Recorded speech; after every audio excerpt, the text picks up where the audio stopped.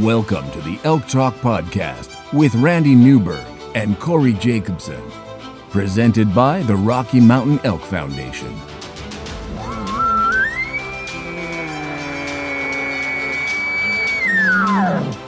The goal is, what little you and I know about elk hunting, we share with people. I've got an elk bugle, it's like 120 yards away. What do I do? First off, the thought would never cross my mind when an elk's bugle 120 yards away to call anybody on a cell phone. All elk? All the time? Only elk? Only elk. Well, it's us having conversations, so we usually go down some rabbit holes, but If you hunt with Corey Jacobson, you will find the landscape is full of rabbit holes. We're just going to make this up as we go. and you look at it like, oh, that's a target-rich environment. But if you're trying to single one out, a solo target there is much easier to go into than a big group. We record everything, so there's no BS and no lying, no faking it with us.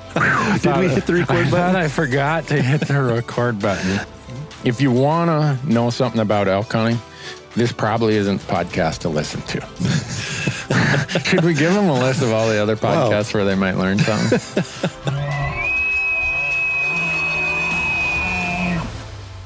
The Elk Talk Podcast is brought to you by the Rocky Mountain Elk Foundation, ensuring the future of elk, other wildlife, their habitat, and our hunting heritage. To become a member, go to rmef.org. The Elk Talk Podcast is also brought to you by Mountain Ops, making outdoor energy and performance nutrition to make you a stronger and healthier elk hunter. They have a full line of hunting-related supplements, including meal replacement shakes, multivitamins, pre-workout fuel, and post-workout recovery. And my favorite, their new performance protein bars that, by the way, are packed with 270 calories and 20 grams of protein, but contain less than 6 grams of sugar. Visit mountainops.com to learn more and to order, and be sure to use the promo code ELKTALK to save on your next order. The podcast is also brought to you by Gerber. Go to gerbergear.com and learn about the knives, the Vital, the Big Game Vital, the Gator Premium, all the things that we use when we're out in the woods, and not just knives, but also some really cool multi-tools that they have. And we have a promo code for Gerber as well. Just use the code ELKTALK to save 20% on your orders at gerbergear.com.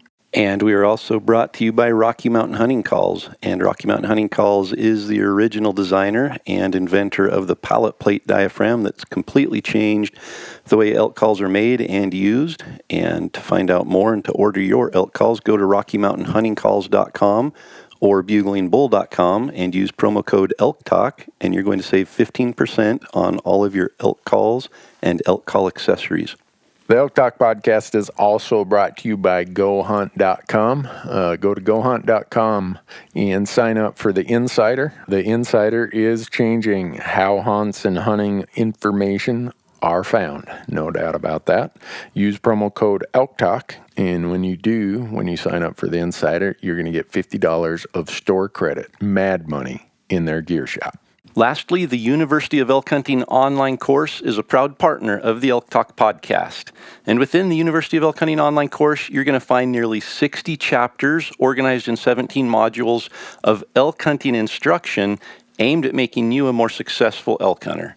From planning and e-scouting to calling strategies and packing, every imaginable elk hunting topic is included in the online course. And regardless of your previous elk hunting experience or success, I'm confident the University of Elk Hunting online course will make you a more confident, more successful elk hunter. Just visit elk101.com and use the promo code ELKTALK to save 20% when you sign up for a membership to the University of Elk Hunting online course. And with that, Corey, we are ready to get into it. Let's jump into it. Hey, Corey, how you doing? I am good. How are you doing, Randy? As long as I don't cough, I'm pretty good. What was Mark Twain's famous statement? The rumors of my demise are greatly overstated. I don't think they were that greatly overstated a couple weeks ago. Oh. I don't know how we pulled off a podcast. I take no responsibility for anything I said on the prior podcast because I was in a COVID fog. I'd taken about, I don't know, on the cap it says take 10 milliliters or cc's or whatever of this cough syrup. I just took a swig off the bottle, John Wayne style, So that's why I didn't get on a bad coughing fit the last one, but I'm pretty sure I had a bad fog going on. So, you know what? If the president of our country can get COVID and still run our country, then I'm pretty sure people aren't going to complain about some of the things you said on a podcast about elk hunting. Okay. Did I say anything really offensive, or did I don't know. I create any problems for us? I haven't seen any negative responses from that episode. So, oh well, heck, yeah. Maybe I should have drank something other than cough syrup. I don't know that our real intent is to say anything offensive, so I think we did okay. No, it's not. So, what do we want to talk about today? I definitely want to talk about that picture that you sent me the other day. Oh, yeah? Yeah. Is that the one of my living room with the Christmas tree? And No, not that one. This one looked like you were somewhere in scattered snow, ponderosas maybe, or some sort of pine, and a little bit of grass showing through, and a great big hound dog.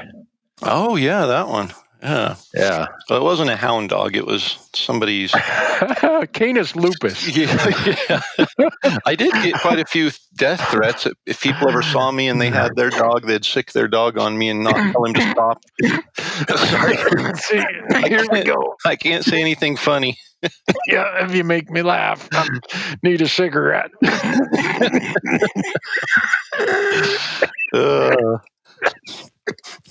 Don't let your oxygen level fall below 80. And can you believe I'm a month into this and I still got... yeah. So, but before we get into that story, I think we should make sure that nobody misses the Wyoming Elk deadline that's coming up. Yeah, it's application season already. Yeah. If you miss the Wyoming Elk deadline, you're not our friend anymore. That implies that we thought we thought anyone wanted to be our friend to start with. No, but I don't know why Wyoming moved the deadline to February 1st this year. I think they just want to catch everybody off guard. Normally it's January 31st.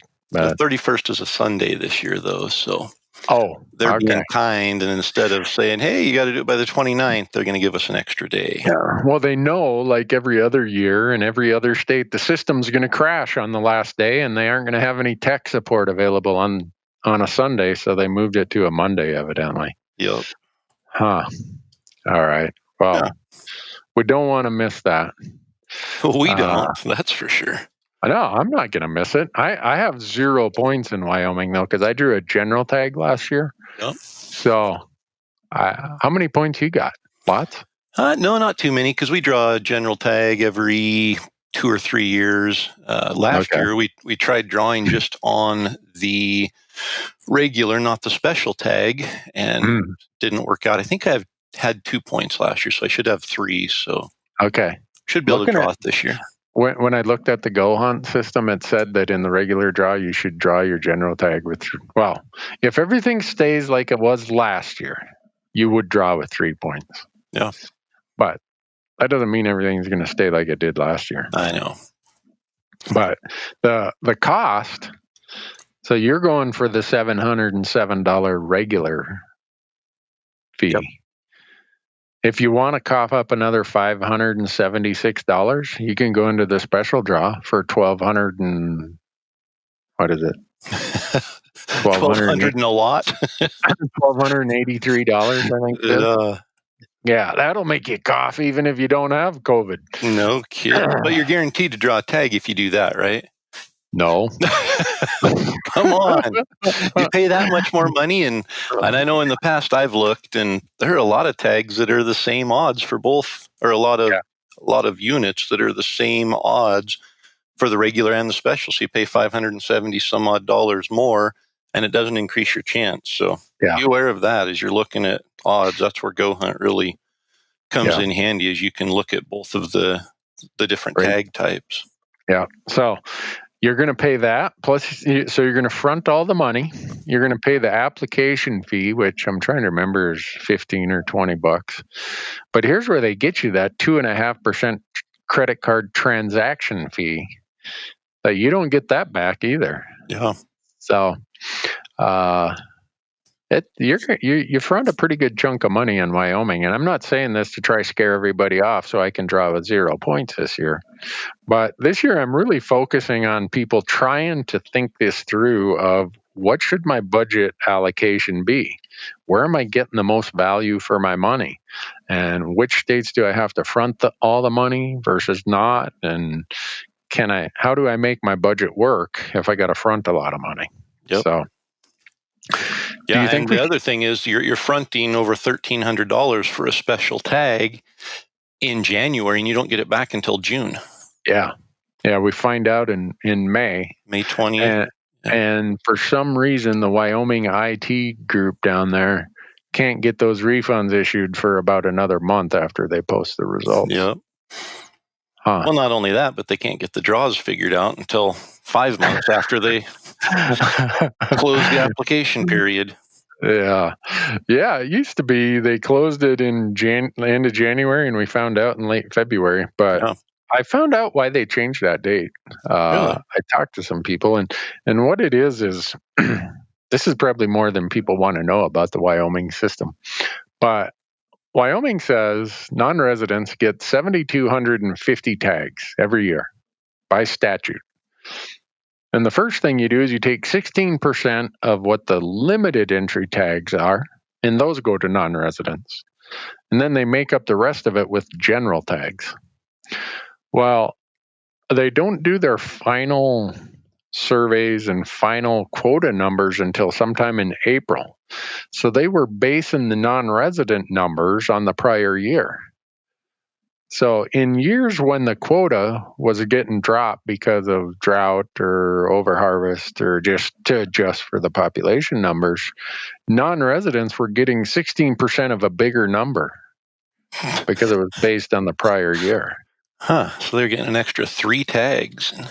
Yeah. So we were laying the pipe to the residents. Boy, I guess. So whatever that difference was. And so that's why they decided, you know what, we're going to push this non-resident draw deadline out until we come up with what the current year quotas are, so we don't have this whipsaw thing of, But the flip side of that is I asked the person, I said, well, what happens in years when you increase the quota? Well, those years non-residents get less than they otherwise would have. Oh. But why don't they change the application period then? Like residents is June 1st, and they find out by June 17th if they drew or not. So they only need 2 weeks to process that. They're taking our money and holding on to it for 5 months. I asked that question, and this really great state employee couldn't answer it. And they said, well, I can't answer that for you. I'm like, really? Well, I could, but I'd have to kill you. Well, that or I'd get fired, maybe, was the answer. The reason Wyoming makes us do this before the this year, February 1st deadline is the pressure from the outfitters was we want to be the first state out of the chute. In other words, we want those non-residents to sign contracts with us. So force the non-residents to have a deadline of January 31st. That way we get their money before the other states. And now they're tied up with no other option once they find out if they didn't draw Wyoming. There you go. Man, they get you at the drive-thru and they get you at the drive-thru. So now I understand why that person couldn't answer at the state of Wyoming did not want to dive into what surely is a political influence. Yeah. They were very smart in saying, I don't have the answer to that. You'd have to ask somebody else. Which usually when you get that response from a state or federal agency employee, that means there's politics involved. Yeah.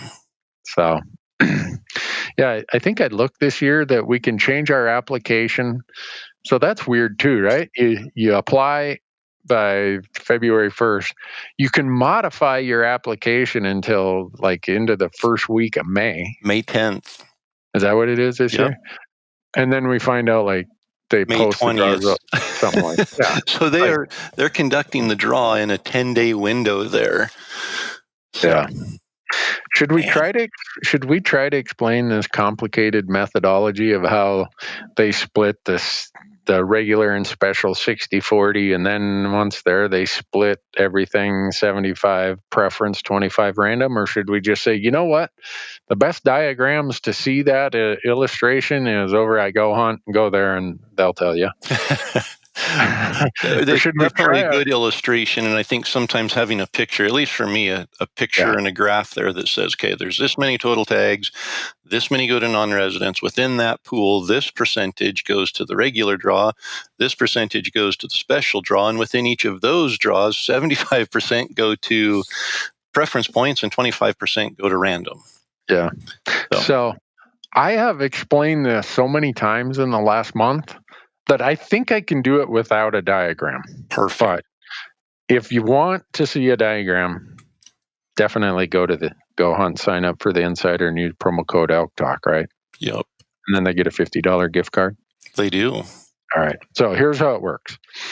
I'm going to use an example. I don't know if there are any units that have 100 non-resident elk tags, but we're going to go with that as my example, because then the math works easy. I'm an accountant. Math isn't my strong suit. So we're going to use 100 for this example. Very first thing they do, 60% or 60 of the tags go over in the regular draw, and 40 tags or 40% go in the special draw. So they split the pool of tags between regular and special 60-40. And then they go to each pot. That's the non-resident regular or the non-resident special. And they split that again. So over in the regular draw, the less expensive draw, 75% of the tags, we all go in the preference point pool for that 75% of tags. And they get allocated based on he or she who has the most points. And anyone who doesn't draw in the preference point side goes over into the random part of the draw where they just disregard points and everybody has a chance, has an equal chance for 25% of those tags. But I shouldn't have started with the regular side because they actually conduct the special draw first. So they do that same thing in the special draw where, what was my example? We had 40 tags in the special draw. Yeah, 100 total, so 40 in the special. So 30 tags, or 75% of them, are on the preference point system. And then 10 of them, or the remaining 25%, are a random draw. So hopefully folks got that.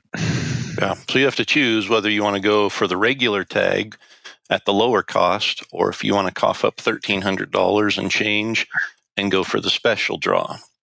Yeah. And again, keep in mind, there are some units where you don't get any kind of a draw odd advantage by going special. That was the theoretic is, hey, let's increase the price to the point where people will drop off and not pay that much for a special tag. So those who are willing to pay a little more have better odds. Yeah. And I think there's some cases where it does gain you a little bit, a point or two maybe, but it's for a lot of it, it's only a point or two at most. Yeah, but they teach you how to write a check. They do.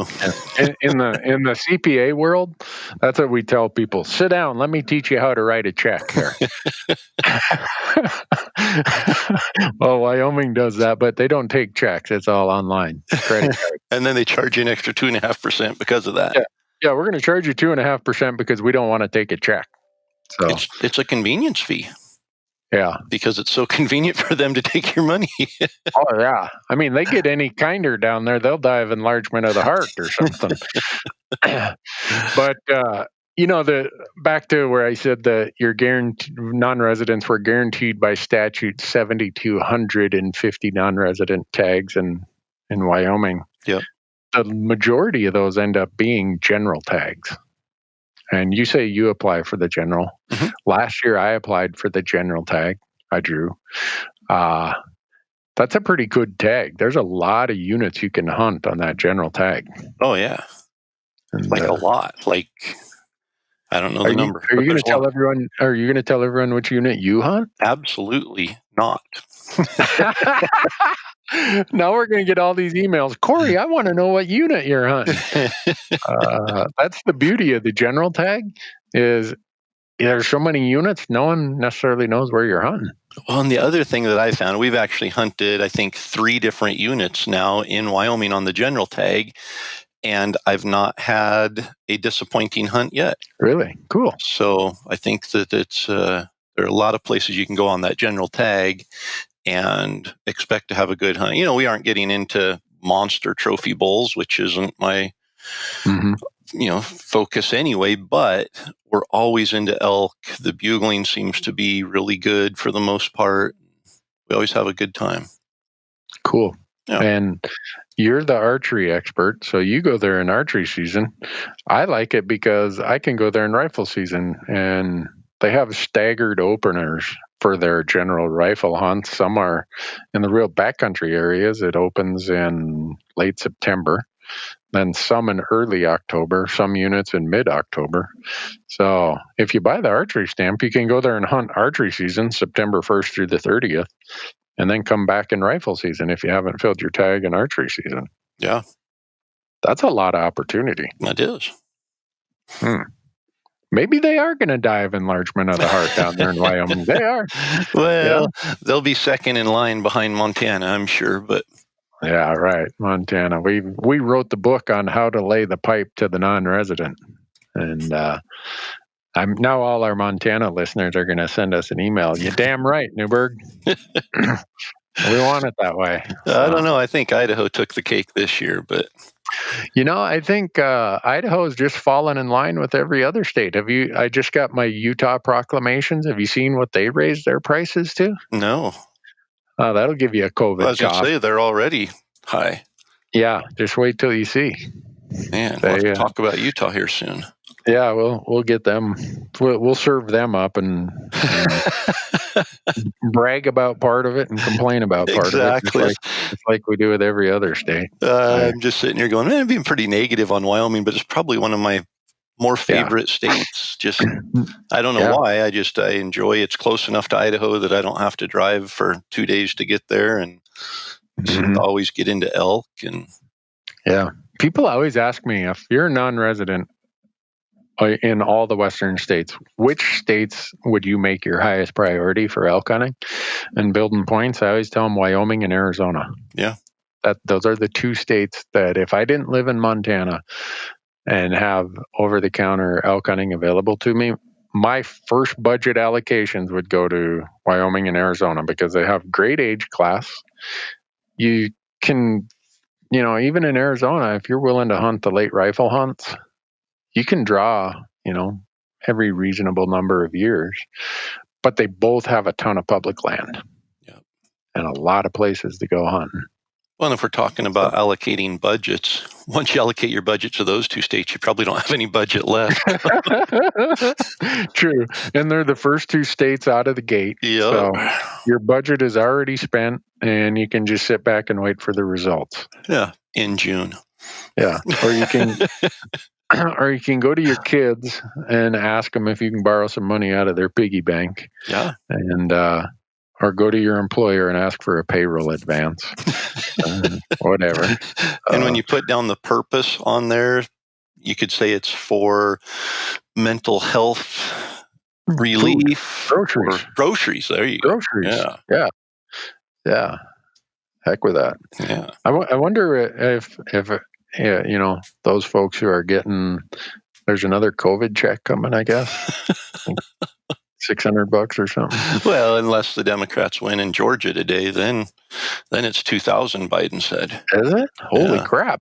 Yeah. You know what's going to happen to point applications and tag applications? This is the wrong time of year to be giving people $2,000. Don't be giving them that until sometime in July. Damn it! Yeah. We're joking, folks. I understand. Some people need this money. Okay, we're just making humor here. Don't send us hating, grinding, venomous emails. I heard that Blake Shelton got a whole bunch of hate on social media because he released a song and he said that his girlfriend makes him feel rich on minimum wage or something like that. And people were complaining, saying you shouldn't be talking about minimum wage during a time like this. And you're a millionaire and you don't understand what minimum wage is like. And I thought, man, he's singing a love song during a time like this. I think. Yeah. Well, that's okay. I mean, I haven't heard the song. I haven't either. I'm more of a twangy, old-style country guy. I'd have never guessed that. You would have never guessed, huh? No. But isn't he on some, like, America's Greatest Singers or some show, some contest show or something? Isn't he one of the judges or something? Yeah, on The Voice. The Voice, huh? Yeah. Don't know it. Yeah. Well, that's what, I guess that's just the cancel culture we live in, Corey. That's right. You can't sing love songs when people are getting sick. No good deed goes unpunished. That's right. Don't give anybody hope during a time when we're trying to hold them down. So if you do get your COVID check, or if you qualify, maybe you can apply for more than Wyoming and Arizona this year. Maybe you can throw... Well, wait a second. Yeah. New Mexico elk requires a $65 upfront license fee. And if you're going to apply for the good units, it's $780. So I think they should bump the COVID stimulus checks to, what would that be? At least $750. Come on. Yep. Give the New Mexico folks a chance. That's right. So, how'd we get traveling down this path? Man, I don't know. I'm sure politics. We are so far out in the weeds. Well, I'll bring us back in. So preference points are important in Wyoming. It used to be you could apply for an elk permit, and on that, check the little box that says, if unsuccessful, give me a preference point for $50. Right. They don't let you do that anymore. No. So they get you at the drive-through, and then they get you later at the drive-through. So you got to come back in July 1st through November 2nd and purchase a preference point if you don't draw your tag in Wyoming. Yeah, for $50, right? $50 for an elk. Plus an extra transaction fee. Plus a transaction fee, plus an application fee, and Yeah. I don't forget those transaction fees. That's how they make their living. Yep. Did you see how many people? Wyoming just posted how many people are in their non-residents are in their preference point system.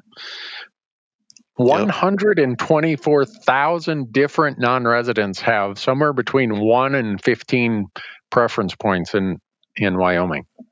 So crazy. So that's the number people need to look at when they think about point creep. Because a huge number of that 124,000 aren't even in last year's draw odds. They just buy points. So that big chunk of that 124,000, they aren't even in the numbers you're looking at if you're only looking at last year's draw odds.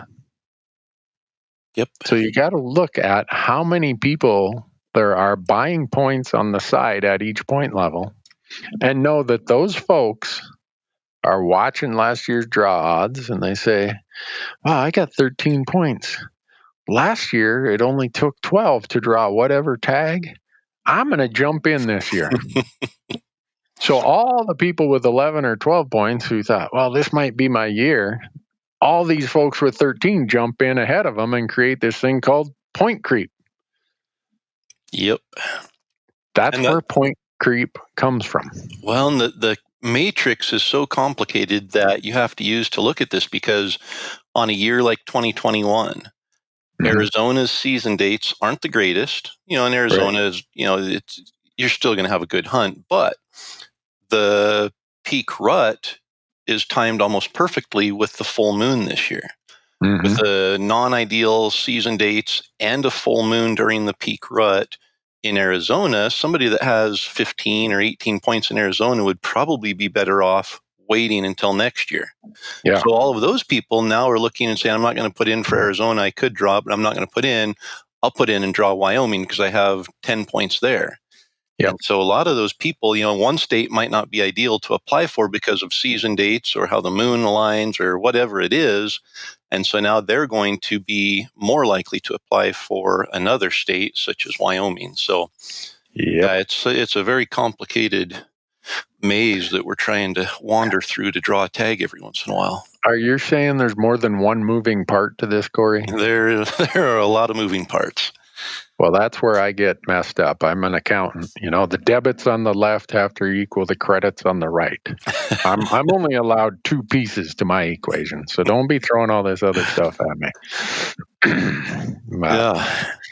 Well, I'm going to apply, and here I'll just tell people what my strategy is in Wyoming. Since I have 0 points, I know I'm not going to draw anything in the preference point draws. So I'm just looking at what are the random odds of each unit in the random portion. Yep. Because that's my only hope. And some people would say, well, I'm not going to draw on the preference. I may as well just buy a point this year. Well, if I'm going to incur these costs for a point, I may as well buy, quote unquote, a raffle ticket by throwing my name in the hat for the 25% of the random tags. Yeah. And then I'm going to look. You invest your money for 6 months while you're at it. Yeah. Then I can't lose it I can't spend it on rifles and ammo. Until June. Yeah. If you want to see my retirement portfolio, a lot of it is sitting here in the gun vault at the office. Really? Mm-hmm. I thought you were going to say it's tied up in elk applications. Well, that too. That's my working capital is tied up in that. I look at how long it took me to build up a budget when I started this in 1995. How long it took me to build enough budget to apply for the states I want to apply for. It was probably 7 or 8 years of cutting firewood, selling firewood, trapping beaver, other stuff that my wife did not look at as household money. And that money I just put over in my sock drawer or whatever you want to call it. Yep. So I throw that out there because a lot of people think, oh, well, he's an accountant. He's been able to, just apply anywhere and everywhere, and money's not the issue. I'm the biggest tightwad you've ever seen when it comes to these applications. That's why I don't do Colorado moose goat or sheep. That's why I don't do Wyoming moose goat or sheep. That's why some of the states I don't even apply in at all. Because I'm making these decisions and these allocations based on what I think is the best use of my money. And I keep hammering that home with people. Don't think that it's all about applying in every state. Think about what state is the most appealing to you and what species. And some states are better value than others. And don't throw your money away just because your neighbor does, Yeah. So. No, and I think you were right on with your, when you said Wyoming and Arizona would be your top two. I think you pick a state that you've got a chance to hunt in every 2 to 3 years. So that gives you either Montana or Wyoming probably would be the top two for that bucket. And then you want one that you're going to have a quality hunt in, where it's managed for an older age class, more of a trophy type experience, not necessarily a trophy elk, but fewer hunters, higher bull to cow ratios, and that puts you in Arizona. Utah and Nevada are there, but they're expensive, and they're probably going to be less likely to draw. At least be able to plan for drawing there as opposed to Arizona. So I think Arizona, and then the wild card is New Mexico, where there's not a point system and you can apply and have a really good hunt, and you can draw it your first time putting in, like I did. Yeah, because you're lucky. Well, that's because I applied with you. Oh, that was the first time you ever applied in New Mexico, is when you applied with me? Mm-hmm. Oh, my goodness. It's the only time I've ever hunted in New Mexico.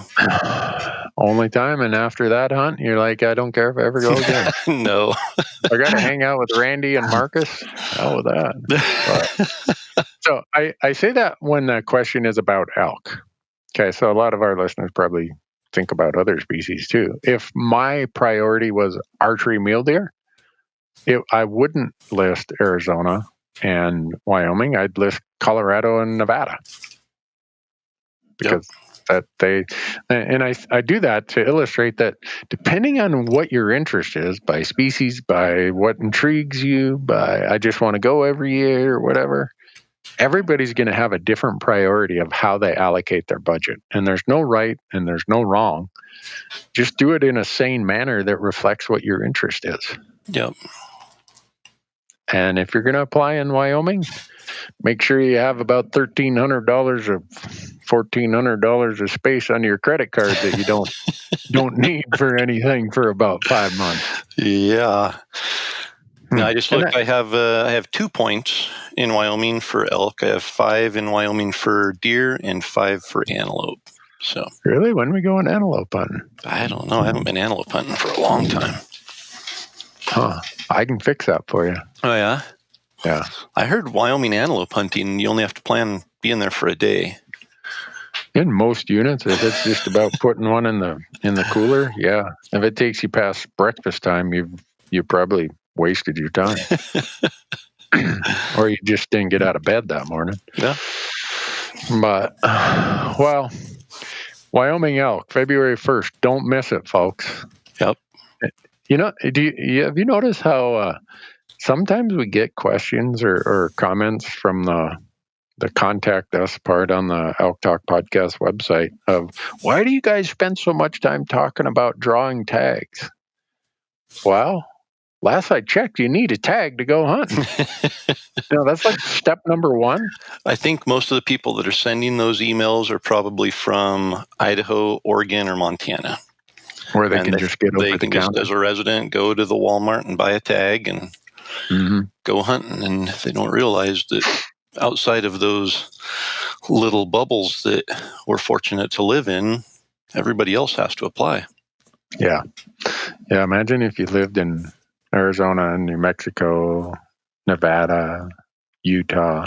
I guess Utah has a few over-the-counter general tags, but in Nevada, you draw an elk tag, and I think you're in the penalty box for 5 years before you can jump back in the system. Yep. It's like, whew, wow. We're spoiled, Corey. Yep. Yeah, could you imagine living in Idaho and draw or getting an elk tag and then not being able to even go elk hunting for 5 years? No. They don't have enough love or money to get me to live in a state like that. I mean, I love Nevada. I went to college there, and I got a lot of friends there, but they aren't getting me there. But we'll apply there every year as a non-resident. Oh, yeah. So. Oh, yeah. Yeah, I'll gladly give them, well, not gladly, but I'll grudgingly give them my money. Yeah. And hope that they take my points and my money.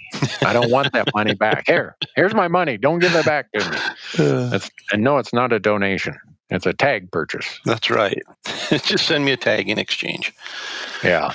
So when you go do your elk hunts in the general areas in Wyoming, I guess the only added cost is you got to buy that archery stamp or whatever it is.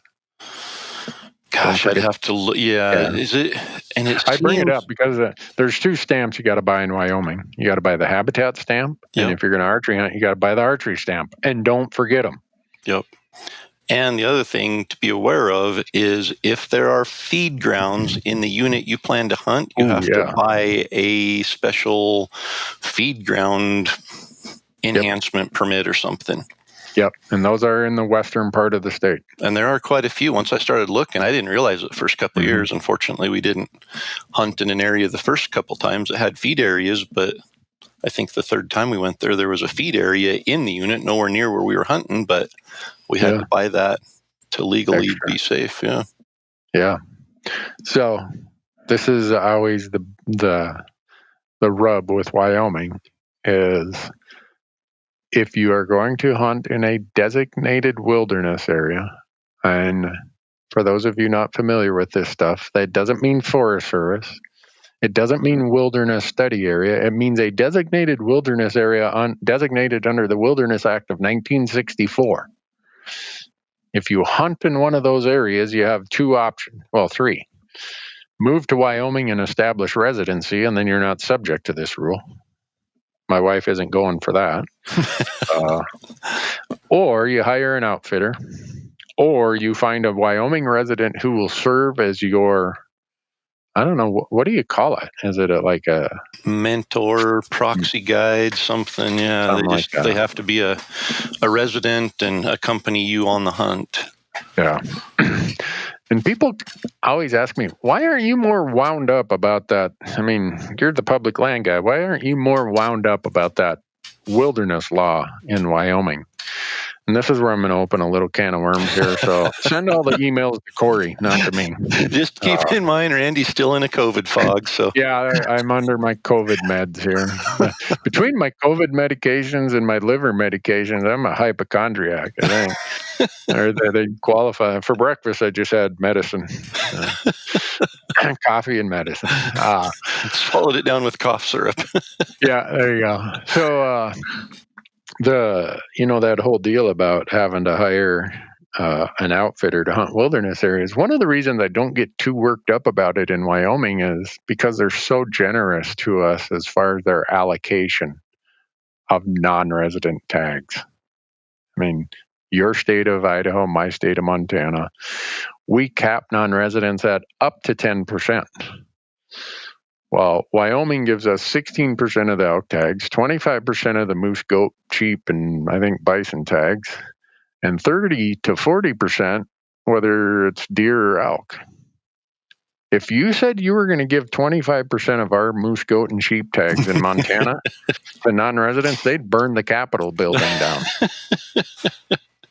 So I try to look at that as kind of a bigger picture thing. Okay, yeah, there are some areas in Wyoming I can't hunt because I'm not going to go with an outfitter.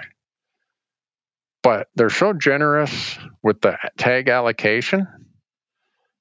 I'm not losing any sleep over it. Now, every year, and this is where the can of worms is getting opened up. A couple of years ago, there was a bill to possibly change Wyoming's allocation to 90-10, like other states are.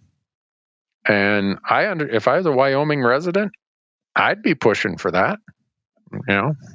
Even more limited entry tags to me or to residents. So I completely understand why Wyoming residents push for that. And I will say that if that changes, my hackles about the non-resident wilderness thing, my hackles would be raised a little bit more if Wyoming quits being as generous to non-residents as they are. Yep. There's kind of a little bit of a web there in that whole situation, because the Outfitter Association is strongly in favor of keeping the wilderness designation rule because it benefits them. You have to hire an outfitter if you want to go into those areas. So they're in favor of that. Coincidentally, they're also in favor of providing more tags to non-residents. So they're going to bat for non-residents keeping more tags, but they're also batting against opening up wilderness to non-residents. So they're kind of stuck in a catch-22 there. When the residents start screaming, hey, let's reduce the number of non-resident tags, the guides and outfitters are coming to our side. And, when we start screaming, let's open wilderness, they're against us. So So are you saying follow the money? Well, in a roundabout way, maybe that's what the conclusion could be. I doubt that much of that positioning there is done for altruistic reasons. just saying. I mean, I better shut up. Hey, it takes money to manage wildlife. That is a fact. So that is true. And we can look at South Dakota. They don't give away any non-resident elk tags, and they're not required to. North Dakota has a ton of moose tags. They don't give away any non-resident moose tags. So I use those two examples in that under the laws of the United States, the way the court cases were decided, going back to the first one in 1842 of Mount Martin versus Waddell, states are not required to give any non-resident opportunity if they don't want to. No. So I try to, again, step back and look at big picture and say, you know what? The fact that Idaho gives up to 10% of those really cool Shiras moose tags to us non-residents, that's 10% more than they're required to. So I'm not going to complain real hard. Yeah. And the other good part about that is the draw odds are fairly good for some of those. So and so when Wyoming says we're going to give you 16% of our non-residents, we're going to give you 16% of our limited entry elk tags, when technically they don't have to give any if they didn't want to. I'm like, you know what? I'm just going to say, hey, those are the rules, and here's my money, and cross my fingers that I draw a tag. Yeah, and, we're good with the 92% of the state that's national forest and BLM that we can hunt, and we'll sacrifice that 8% of wilderness area.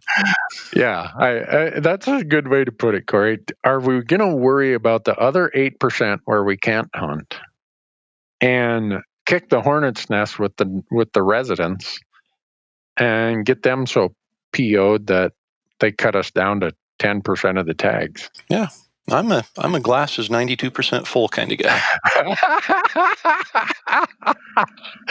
I'm with you. Have we done all we can to complicate and destroy the myths related to Wyoming elk draws? I think so. I don't think there's anything else we're missing. If you don't purchase a preference point for 2 consecutive years, you lose your preference points. So don't forget, if you're sitting out and saying, hey, I'm not going to apply for Wyoming this year, keep in mind, if you didn't apply last year and you didn't buy preference points, you're going to lose them. So don't forget about that. Happened to my brother and one of my uncles. They were building points, and then I don't know what happened. I quit doing applications for them is probably what happened. And so you forgot. No. That sounds like an open door to blame you. Well, they probably are blaming me, but I said, hey guys, I'm tired of fronting this money. You guys get to front your own. Well, quick as I quit fronting their money, they quit applying, and then fell behind the curve or something. I don't know. Yeah. I think we've covered Wyoming. Just don't forget that February 1st deadline. Or well, maybe we should tell them all the deadlines February 14th that make our draw odds better. Ah, there we go. Or we could tell them, my February 11th sticks in my mind because it's my anniversary. So I'll just tell them, hey, February 11th is a pretty important date. Don't miss it. That's not our job here, Randy. Our job here is to educate with facts. All right. Huh. Well, maybe the educate and facts going together doesn't always happen, but... Yeah. Well, if you're tired of listening to this rambling carrying on and you got nothing out of it, I can assure you that you would get a whole lot more out of Brady and Trail and their strategy articles that they write for the Insider. So, yep, and that's over at Go Hunt. Yeah, they do a really good job. So, but you can also, there's parts of Wyoming, and this is my segue. This is how good I am at this, Corey. We're going to segue to that picture that you sent me. Oh, yeah. But I'm going to talk about the fact that in Wyoming, you can hunt wolves in a lot of the state. Some parts of the state, the wolves are considered quote unquote predator. You don't even need a tag. You just, shoot on sight. Yeah. And then there's some parts up around the park, Yellowstone Park and Jackson, and that's where it's considered a big game area or something like that. So know the rules, but have a tag in your pocket and be ready in case you see one, because there's not as many wolves in Wyoming as there is in your state of Idaho. You guys are like the Rocky Mountain capital of wolves. We are. Yep, we were kind of the epicenter, I think. And yeah, but there's one less, right? There's one less. All right. Yeah. So tell me how that happened. Well, I probably need to back up a little and tell the whole story. So. Oh yeah, we don't just want the punchline. Yeah. We need the whole story. Yeah, this is a story 3 years in the making. So pull up some popcorn here and get ready, because it's a long one. But no, a couple of years ago, Tyler Crockett and myself, we share an office, and we both have a passion for elk hunting and wolf hunting and shed hunting and just about anything outdoors. And we decided we were going to wolf hunt. And so we headed out and we found some wolf tracks. And coincidentally, the first day we hunted together, we spotted a pack of 8 wolves. And we spent 8 straight days following that pack and never seeing them again. And we were on their fresh tracks every single day. We came across multiple elk kills. We found 5 mature bull elk that they'd killed in one drainage. Whoa. And put trail cameras on them, just to learn more. Do they come back to these kills? Should we be sitting on kills? And through that, found that, they do come back. And even the ones that there's nothing there but hooves and bones, and the bones are broken in half, and the marrow's eaten out of the inside of the bone halfway up it, they still come back to those areas in the winter. Really? And so I we didn't know found, that. yeah, it was crazy. I mean, there's nothing there. The hide itself was gnawed down. There were holes in it and chew marks in it, and every scrap of meat, it looked like they'd fed the whole carcass to a bunch of beetles, and it's just laying there, nothing on the bone, eaten down. But those wolves would come back and they would check, they wouldn't even necessarily chew on anything or take anything or eat anything, but they'd come back to those kills and check on the kills. And so we learned that, and we ended up setting up on a big 6x7 bull that they had killed in a creek bottom. There's a little meadow next to it, and so we got up on the ridge, set up there, and this was, what are we in 2020 now? So this was in 2018, 2021, 2018, somewhere in there, 2019, a couple of years ago anyway. And we sat up there, and this pack of wolves came in that we'd been chasing, and they walked through the meadow where the dead elk was. We happened to see them. And our whole goal for all this was to document the impact that the wolves have on elk in the winter, the importance of managing all wildlife, the relationship between predator and prey. And so we were doing interviews multiple times a day talking about, okay, here's some tracks. We found fresh tracks. This is the same draw where we found the dead elk, and we're doing our part to play our role in management, which is what hunting is for. It's to manage the populations of wildlife. So that was our whole message through all of this. And we recorded a ton of content. We had 4 video cameras set up from our perch when those wolves came in. I reached over to my main video camera, hit record, turned the power on, hit record, climbed over in front of Tyler, who reached over to his main camera, turned on the power, hit record. Then we each had GoPros and another little camera focused on us for the shot. And the wolf comes out. I shoot, hit him. Tyler shoots, misses a wolf because they're all scattering and running through the trees at that point. And we're high-fiving and excited. And we go back to the cameras. Mine's a black screen. I had hit record too early after turning the power on, and it wasn't ready to record. And so it just shut off after 5 minutes without recording anything. And Tyler had hit record, and an error popped up and said memory card formatting issue. So we got no footage of the actual kill sequence, but we had all of this incredible footage of everything, the whole hunt for 8 days, until all the footage that was stored on a hard drive on a laptop crashed. And we lost all of the footage. So we didn't not only not have the kill footage, we lost all of that incredible footage. So since that time, it's been our goal. So who got fired for not having an alternative backup? It was me. See, I'm not a camera guy. We were doing all this without a camera guy. This is just Tyler and I doing that. So, lessons learned.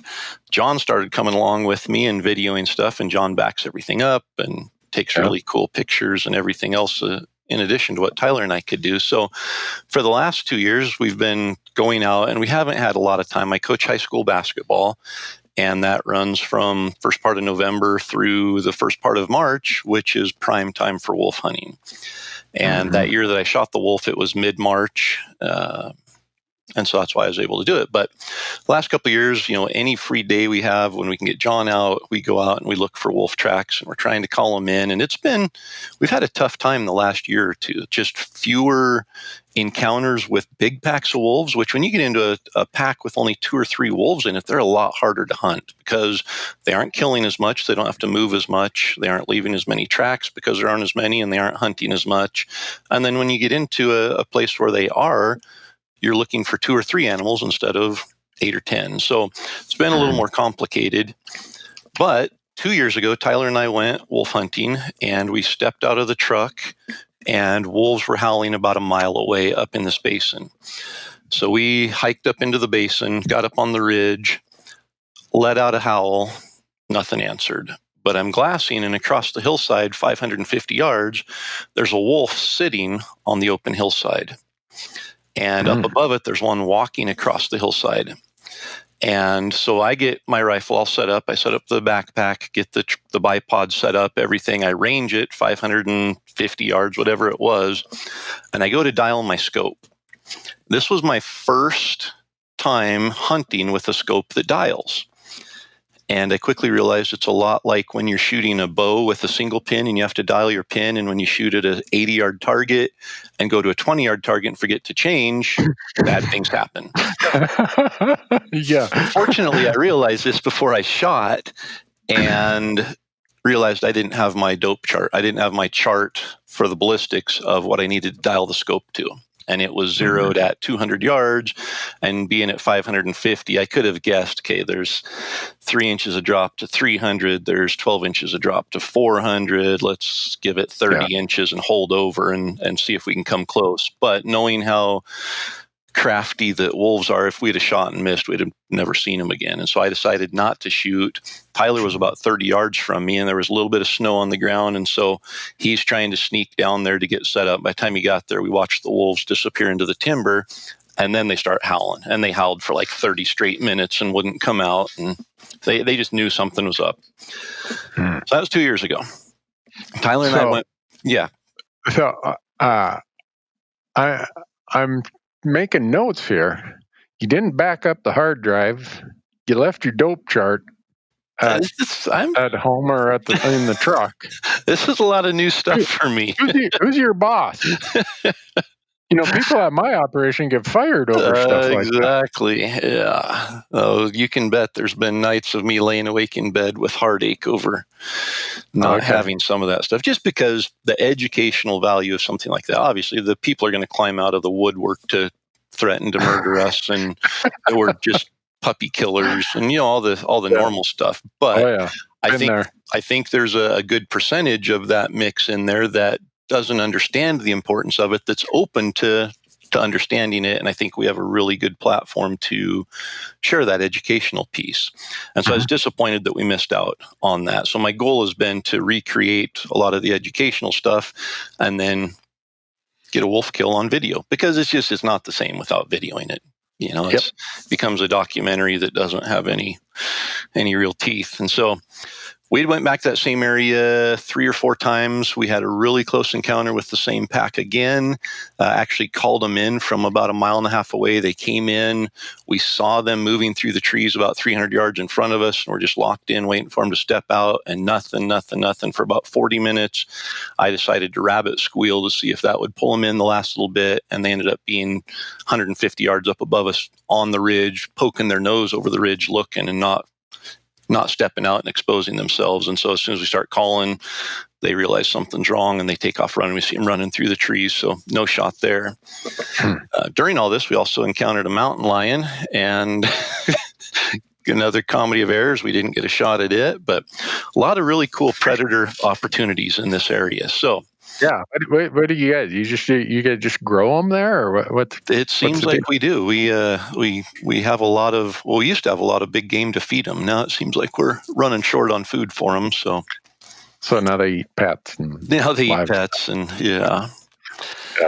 So Christmas Eve, I convinced my family to go for a little drive. Christmas Eve, like 3 weeks ago, 2 weeks ago. Yeah. I said, hey, let's get out of the house. There's a nice new layer of snow. Let's take a drive and see if we can see any elk or deer. And so we took a drive, and we ended up in this same area. And I said, hey, I had wolves howl from right here at the road a couple of years ago. Let's stop, and I'll see if I can get wolves to howl. So I got out, and I did 3 sessions. That's kind of what I do. I'll howl for a bit and then listen for 3 or 4 minutes, and howl for a bit and listen for 3 or 4 minutes, and then howl for a bit. And if nothing answers, then I assume there's nothing there. I've since learned a little bit on that, which I'll talk about in a little bit. But I howled 3 times, nothing answered, and I turned around to walk to the truck where my kids are hanging out with excitement, and our new little puppy is there whimpering because I'm howling like a wolf, and he's not sure why I'm making that weird noise. And as I get to the truck to grab the door, I hear howling on the other side of the canyon. And so we all get to listen to these wolves light up, and they're probably 3/4 of a mile away, but a big open canyon, you can hear them just plain as day. And so we only had about 30 minutes of daylight left. I did have my rifle with me, which I was hoping that we could hear them getting closer, but they weren't getting closer. They just sat over on that hill and kept howling. So that was Christmas Eve. So my daughter and I decided we were going to brave the frigid cold and go camping in that area a week later. So 2 days before New Year's Eve, we went down there and camped, and I hiked up onto the hillside. She couldn't hike with me. She tore her ACL in basketball and is waiting for surgery later this month, but she went down there with me and held down camp. Got down to minus 12. But I went up on that hill, and there were tracks all over, but nothing fresh. They were from 4 or 5 days earlier. I couldn't find any kills, and nothing would answer. So I set up I could see tons of open hillsides, and set up there until just about dark. And I'd howl every 30 minutes or so, just hoping something would pipe off or something would quietly walk out onto a hillside, and nothing did. Lots of mule deer, which is what they primarily eat in this area. Most of the elk are a little bit higher or a little bit lower in elevation. Mule deer up here a little higher, and we always find a lot of dead mule deer there, and I didn't find any on this side of the canyon. So I got back to camp, and we camped right in that location where we had heard them howling from 4 or 5 days earlier, thinking if they're anywhere in this canyon, we'll be able to hear them at night. And so about 9:30 at night, I went outside and hadn't heard anything, and stood out there for about 10 minutes just in the quiet, and it's just crystal clear and cold as can be. And I howled 3 times, and nothing answered. And I turned to walk back, and they lit up in the exact same place where Tyler and I got into them 2 years ago. Whoa. And they howled for over an hour up on that hill. Every time I'd make a noise, they'd start howling at me. You're going to ask something. Yeah. Are they that habitual where they show up? Well, or was this just coincidence? It gets even better. It gets even better. So next morning before daylight, I get up and drive down the road a little bit, get to a point where there's a nice ridge, and I know kind of, the wind's going to be coming down. If they're in that same basin, I've got a finger ridge that'll protect me from thermals. I can hike up it. I can get up on that, and I'll be able to look across the same place where Tyler and I had seen them before. So I do the exact thing. I walk up to the first little vantage point I can get to, and it's about a mile up there. Get to this vantage point, and I get everything set up. I can see pretty good, and there's one little place where 3 ridges come together, and there's a little flat, just a little bench right there. And every time I've been there, I thought, man, if an animal is going to be anywhere on this hillside, that's where it would be. Mm-hmm. And so I get a good look at that. I set up, and I watch for a few minutes, and I start calling, and nothing. And I call some more, and nothing. And I'm just glassing everything, looking for any movement, anticipating hearing a howl, and there's nothing. And so I pick everything up, back out of there, slip around the back of the ridge again, so I'm not making noise because the snow's really crunchy, and get up to the point where Tyler and I had set up 2 years before. I walk up to the exact same little sagebrush I had sat in front of 2 years ago. I sit down, I pull up my binoculars, and sitting under the exact same tree is a wolf. Whoa. And 30 yards behind it, sitting in the exact same place where the other one had walked 2 years ago, there's a second wolf sitting there. Wow. And judging by the tracks, 2 years ago, there were 3 wolves in this pack. Judging by the tracks I saw across the canyon the night before, there were 3 wolves. I've seen 2 of them here, and I'm thinking, okay, there's another big one somewhere, because the track was just huge. Mm-hmm. And these 2 were just average-sized wolves, just 60, 70-pound wolves. Yeah. And so I'm trying to get set up. I set the bipod, and I get laid down on the ground, and there's sagebrush just high enough that I can't get the rifle up to shoot over it. So I've got to reposition. So I back out a little bit, and again, crunchy snow. I'm trying to go really quiet. I get up on the point of the ridge where I have a more clean shot to that hillside, and I pull up the scope, and the wolf, the closest wolf to me, is turned and walking straight away. Oh. And I'm getting a little bit panicked. I mean, my heart is just pounding because this is my opportunity. You don't get opportunities like this very often. Yeah. And this wolf is walking straight away. I pull up the rangefinder, hit it. It's 550 yards. I have everything dialed, and I get it in the scope just as it walks behind a tree. And I'm thinking, turn left or right, just turn left or right, either side. And it didn't. It walked straight away in line with that tree, and I never saw it again. Oh, man. So I sat there for a good minute or two, just scrambling with the binoculars, trying to pick up movement or see where they're going to come out. And there's really nowhere obvious where it's like, oh, he's going to walk out in that opening.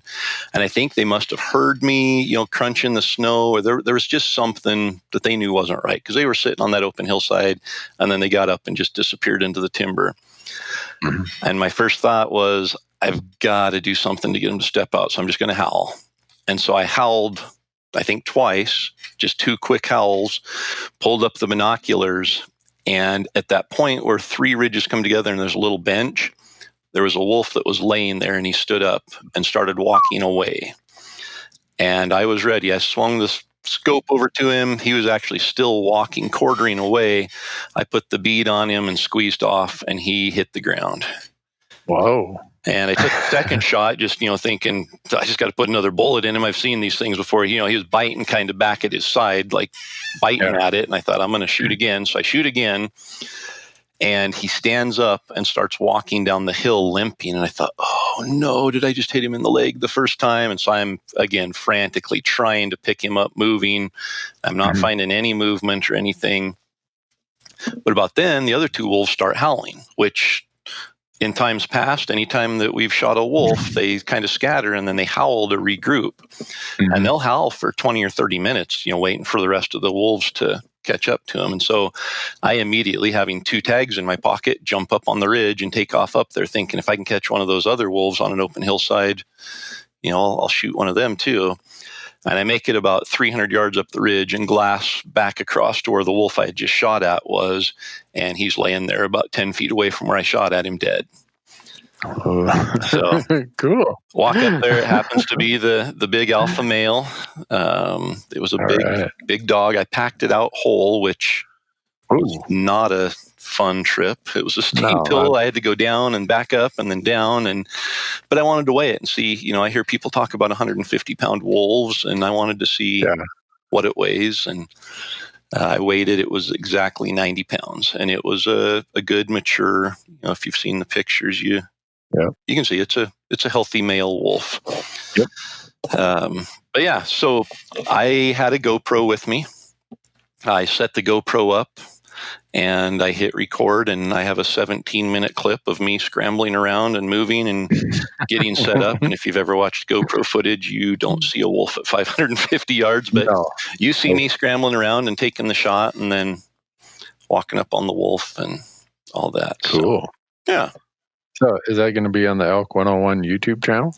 I think it will. I think we will put together a good educational piece. And again, 3 years ago when we first started all this, the first day we went out, I had a picture of the snowmobile with a rifle case strapped on it. And I said, wolf hunting officially begins now. #wolf hunting or something. I bet about 50% of the responses to that Instagram post were negative. To the point of, I hope your snowmobile crashes and you die in a fiery crash. I hope an airplane crashes on your home and kills you and your family. I mean, just terrible things to say. And it's just a picture of a snowmobile and a rifle. And so I spent the next 8 days educating on, and I'm not saying I'm the expert on it, but just educating on the impact that wolves had, why there's a need to manage wolves, why nature can't manage itself anymore. All these points that really, once you hear the facts, you can't argue with it. And, if you're running off of strictly emotion, yes, you can argue with anything. But if you're open to some logic and some facts, it's pretty hard to argue with the fact that we have to manage not only the elk and deer herds, but as part of that, we have to manage the predators as well. And by the time I shot that wolf 2 or 3 years ago, when I posted the picture of it, I didn't get a single negative response to a picture of a dead wolf. Really? This time was a little different. I posted it, and I just don't like negativity. And so if somebody has a good point or somebody is truly wanting to be educated, I'll leave a negative comment up. But if it's one of those things, the language some of these people use is atrocious, and so those get deleted. And then anybody that says they're going to kill me or my family or let their dog attack me, those get deleted. But there were quite a few of those this time. So I'm excited to put together a video, talk about all of the educational components that go into management and conservation, and use the wolf hunt as the platform to express that. Yeah. Wow. Well, I just posted a wolf hunt on my YouTube channel. And it wasn't even really. A very similar Yeah. wolf hunt, I might add, because you didn't have a cameraman and filmed it solo. Yeah, I just filmed it on my cell phone of me scrambling and not having a round in the chamber and all that kind of stuff. Yeah, I spent the better part of one weekend going through all the comments on that video and deleting a lot of people from my channel. Yep. It's like there's a part of me that, oh, someone's going to shoot you someday, and I want to say, really, they better make their first shot a good one. But it's like, there's no value in engaging in any type of banter with a person who like that. And so I hope that when you do it and you add all that other stuff, that it causes people to look at it from a bigger picture standpoint. And and a lot of their arguments, they say things like, well, look at Yellowstone. The numbers have reached equilibrium and nature can manage itself. And the elk numbers were too high. The wolf numbers went in and dropped the elk numbers. And now everything's kind of reached equilibrium and it's fairly constant. And that's what they don't understand is Yellowstone is not the real world. You go to Yellowstone and an elk will lay next to the road 3 feet away from a diesel truck running and bugle. That doesn't happen. They're habituated to humans in the park, and wolves will kill an elk 20 yards in front of a person, and the whole pack will sit there and eat it in front of a group of photographers. That doesn't happen in the real world. And, in addition to encroachment of subdivisions and habitat loss and road building and all these other things that affect wildlife, we've impacted it to the point where we have to be involved in the management of it. And, I just think that presenting some of those facts in a way that's not accusatory or defensive or inflammatory, just expressing some of these things that have changed the landscape of wildlife management to the point where nature can't manage nature. And some of the other factors that you add on top of natural management they can be devastating to the future of wildlife. And so we do have to play an active role in that. And so I hope to be able to share that message, and at least for those who are on the fence or those who might not understand some of the intricacies of wildlife management, hopefully they'll at least be open to that a little more than what they've been. Yeah, you bring up a really good point of nature will balance itself. Well, not that any of us individually, but collectively over the last 200 years on this continent, we have pushed all wildlife to the fringes of their habitat because we've taken their premium habitat for cities and roads and dams and lakes and reservoirs and whatever it might be.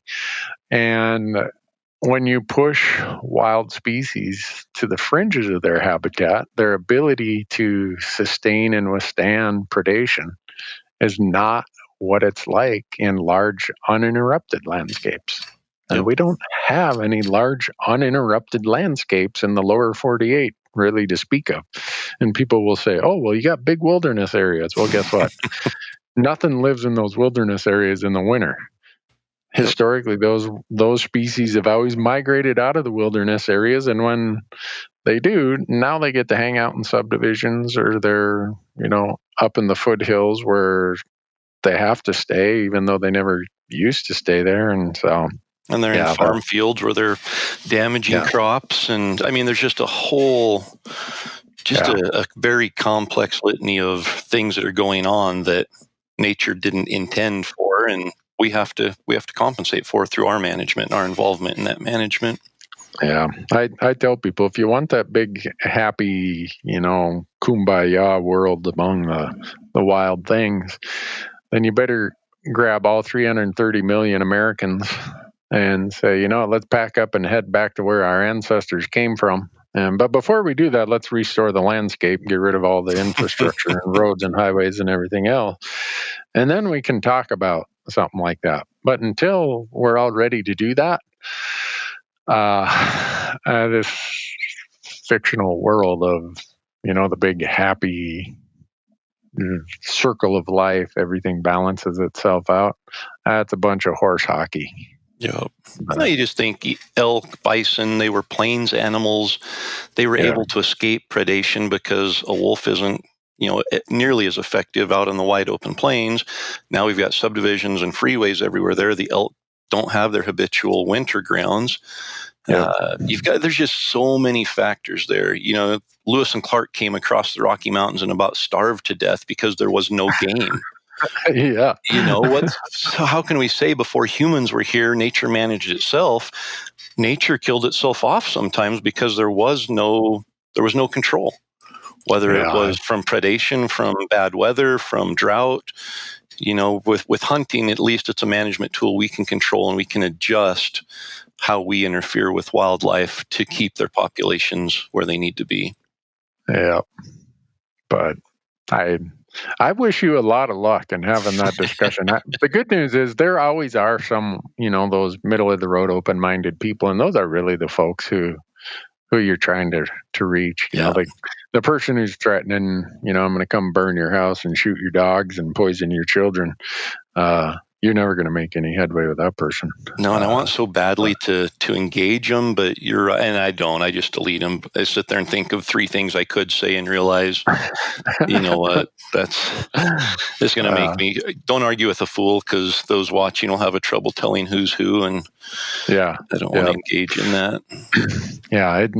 The futility of it is right up there with trying to change political opinions on Facebook.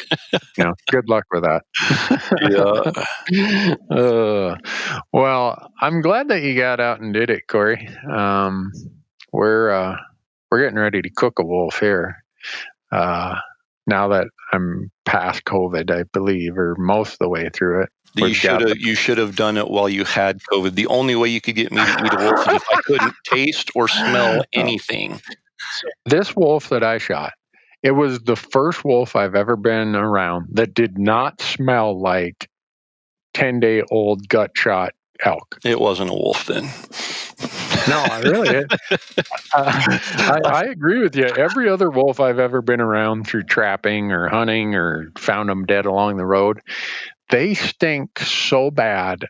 I mean, it is just it's all you can do to not regurgitate and vomit when you walk up to them. It is, and you would think, okay, they're eating out of an elk gut pile continually, so it makes sense that their hide stinks, their carcass stinks. Like when you take the hide off it and smell the meat, it stinks just as bad as the hide, and it reminds me of trying to process an elk that's been shot through the guts, and you're sitting there not breathing through your nose, you're gagging if you do. Wolves smell like that. It's bad. Well, maybe the one I shot last year was the vegetarian of the world. Could be. Maybe. I don't know. She was not foul at all. But it's interesting that you packed the whole thing out. I'm getting the one I shot. I'm taking the teeth out to get it aged. They thought it was an ancient old gal. Oh, really? I thought it was a male at first because of how big it was. Yeah. It turned out to be a female. But I said, wow, that's a really big female. But you said 90 pounds, and that's an alpha male. I've talked to our biologists here in Montana who were involved in all the trapping and tagging and collaring when wolves were first brought here. The largest wolf in all their years of doing that they ever tagged and collared was 140 pounds. Yep. It was a male. And the person said, I think it had just got off a really fresh kill after that and probably had about 20 pounds of extra meat in its gut. Yep. I know what, looking at the one I shot, he was healthy as could be. He had been eating good. The one I shot a couple of years ago was in March, and he was literally skin and bone. I mean, that wolf was probably only 70 pounds, but I would guess similar in size. But looking at this one, I've seen pictures of big wolves, and you can tell a normal wolf from, oh my goodness, that's a big wolf. My wolf was big. It wasn't, oh my goodness, that's a big wolf. And so I could totally see 110, 120 pound wolf as a mature male on a healthy winter without anybody having to exaggerate those kind of weights, knowing that they could probably easily get up to 140, 150 pounds on rare occasion. Yeah. The 200 pounder that, I don't know how many 200-pound pictures I've been told. Same people send me the picture of the 500-pound bear and the 300-pound mountain lion and the turkey with the 16-inch beard. But I mean, hey, we're all hunters and fishermen, right? That's part of the DNA that gets passed along. Is that's why we take pictures where and some of those pictures the guy's 35 yards behind the antlers, and somebody made a comment on my picture and said, geez, stand a little farther away from the wolf, why don't you, or something. I'm like, my knee, you can see that my knee is putting an impression in the wolf's back. Like I'm touching it. I can't get any closer to it. So they're just a big animal. They are. But yeah, I agree. There's no reason to tell a hunting story if you aren't going to embellish a little bit. Yeah, I mean, what the heck? I come from such a good long line of BS and storytellers that if I catch a fish, you really want to get it on a scale. My son, for his birthday, when he's like 5 years old, he's like, Dad, I want a fish scale for my birthday. So we bought him a digital fish scale. And now every fish I caught weighed like 1 or 2 pounds less than I thought it did. Dang it. And he wasn't going to cut me any slack. I'm standing there telling a story on the dock. I'm like, yeah, we got a couple walleyes here. Biggest one looks like he's probably 6 pounds. No, Dad, it was 4.8 pounds. Shut up. You're ruining the story. Yeah, he takes after my dad. My dad used to run the big buck contest in our little hometown, but it's not by antler size. He had a big meat scale. And he'd come and hang him on the meat scale. And you'd be surprised how many of these 200-pound bucks turned out to be 140-pound bucks. I'll tell you what, though. If you pack an animal out, I think you're allowed at least like a 20% elaboration on the weight. Just for like sure. That wolf, by the time I got back to the truck, I could barely walk on flat ground because I had, my gear, the rifle. I probably had 120, 125 pounds on my back, and over a mile and a quarter. That was that's enough. Stupid. Yeah, that was stupid is what it was. So I think I get to say it was probably a 130-pound wolf because my total pack was close to that. Yeah, no, I'm with you, man. If you haul out a load like that, you go and embellish all you want. I'm not pointing it out. Now that I can't carry loads like that, I just yeah, man. I remember one day I carried a load like that too. At 22 years old. So, won $100 bet. Someone bet me I couldn't carry that. I won $100 and I spent 5 times that much on chiropractor bills. Exactly. But I won the bet. That's right. That's all that matters. What else we got to leave the folks with? Where do we have wolf hunting? Just Montana, Idaho, Wyoming, and Alaska, right? Yeah. In the U.S. Yeah. It sounds like, Oregon's got a healthy population. I don't know where they're at on their management litigation. Colorado, obviously, it sounds like they're going to be bringing in a walking petting zoo.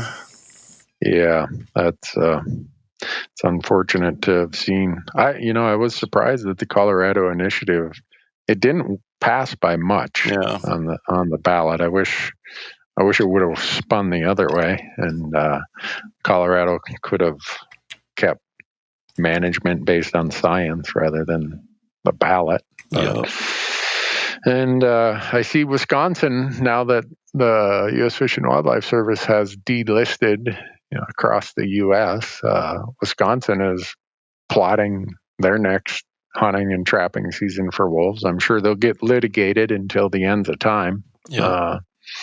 That's unfortunately the attorney full employment act is anytime you decide you're going to hunt warm and fuzzies like anything, wolves, grizzlies, wolves, bears, lions.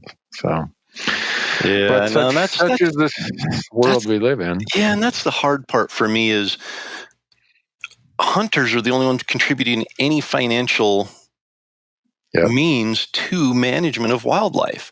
And anything that the other side contributes goes to litigation. It's not going to help the wildlife at all. It's, if you get rid of hunters, you get rid of state agencies. You get rid of state agencies, there's nobody putting money into wildlife, and there's nobody that's going to be able to help wildlife when they struggle, which they will if there's no management. It's sad that they're that close-minded and emotionally passionate about it, that they aren't looking ahead and realizing without hunting, there's no wildlife. I mean, it can't sustain itself. Yeah. Well, I wish it was different, but I think the reality is we got to understand this is the landscape we're looking at. Yep. And figure out what we do to hopefully advocate for our cause and represent the wild places and the wild things, and know that we're, through our advocacy, our dollars, our excise taxes, license fees, whatever it is, that we're doing the right thing for wildlife. And hopefully that wins in the long run, but that's one you never know for sure. Yep. So don't take it for granted. No. Can I talk a little bit about your home state of Idaho? I guess. Are you going to talk good about it? Mm-hmm. Okay. Yeah.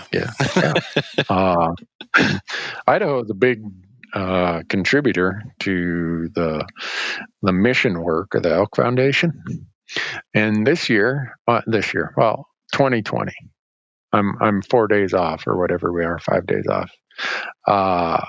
The Elk Foundation was able, through its money and its partner money, to put $2,047,000 on the ground in Idaho. So, wow. Yeah. There's 9,000 RMEF members in 18 chapters in Idaho. And they're a huge, huge help, raising money, being advocates and everything in How many Idaho. Members? 9,000. 9,000 members. I don't have the numbers Idaho in front of me of how many elk tags we sell in Idaho, but it's considerably more than 9,000. Yeah, for sure. If you are listening to this podcast and you are a resident of the state of Idaho and you're not a member of the Rocky Mountain Elk Foundation and you buy an elk tag, please reconsider. Become a member of the Rocky Mountain Elk Foundation, because that money that they put into restoring habitat and opening access and everything directly benefits you as an elk hunter. And for $35 a year, it's a pretty small investment to make. And that goes for every state, not just Idaho. But that surprises me that the number of members is that low when compared to the number of resident elk hunters there are. Yeah. Well, the good news is there's a lot of great work being done in Idaho, because when the Elk Foundation gets $100, by the time it works to free up matching grants in other nonprofit areas, free up money that's been earmarked by either Congress or state legislatures for habitat, a lot of times that money would go unspent if someone didn't grab the bull by the horns, figuratively, and build these project proposals, bring them forth and say, we have the resources to get this done. We have the talent, we have the technology, we have the expertise. So now, it might be $300,000 gets leveraged to the tune of $1.5 million for a burn or invasive weed treatment, or who knows what, access, whatever it might be. So, but you guys you got some really great volunteers in Idaho who raise a lot of money for the Elk Foundation, and it's good to see a lot of it going back to Idaho on the ground. Totally. And, I picked Idaho just because we were talking about Idaho wolves. I thought, well, I should talk about Idaho and RMEF, but I could talk about Idaho or RMEF in Colorado or Wyoming or Arizona or New Mexico or, wherever it might be. Wisconsin, Pennsylvania, Kentucky. Yeah. North Carolina, Virginia, West Virginia. Yeah, that's places all over now. But anyhow, I hope that if people are listening to this podcast, that you become a member of the Elk Foundation.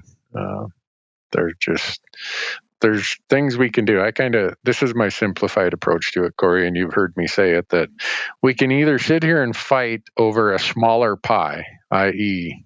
hunting opportunity, number of elk, or we can work at building a bigger pie by putting more elk on the mountain, which results in more opportunity.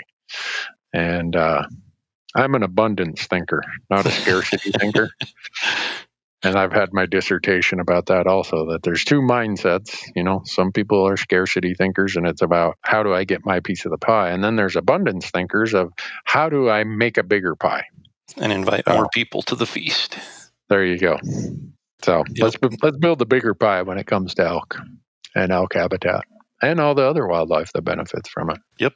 Awesome. Well, what haven't we covered? Well, there's a lot we haven't covered, but I think we've covered the clock pretty well today. So we probably need to let people go and save some other topics for the next episode.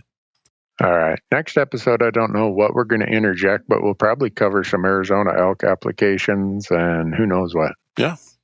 It's that time. It's application season. So we've got Wyoming, followed by Arizona, Utah. What's next? New Mexico, Colorado. So a lot of good stuff coming up. Yeah. So, well, thanks for being here, folks. Oh, yeah. Corey. Yeah.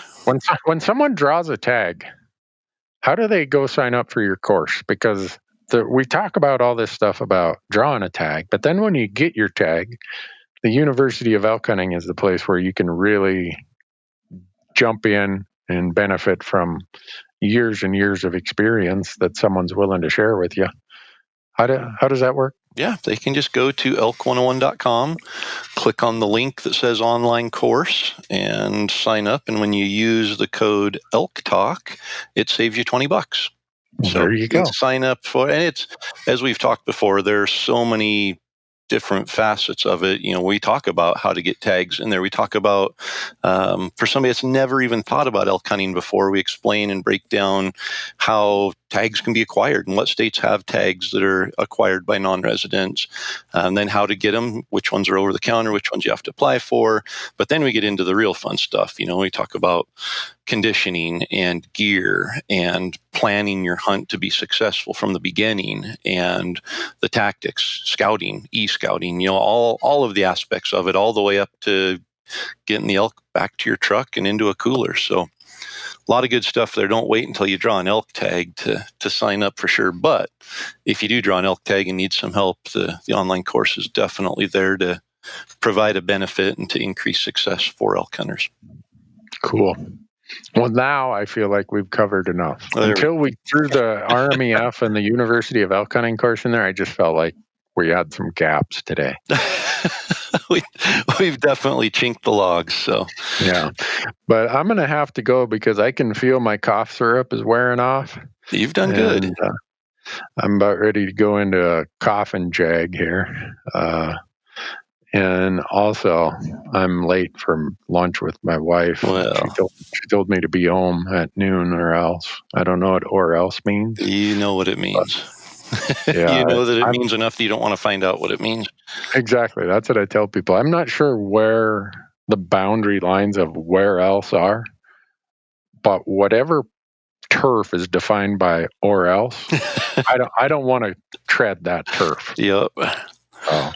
I better get going. You better get going. Folks, thanks for listening, and we'll catch you on the next one. Thanks, Corey.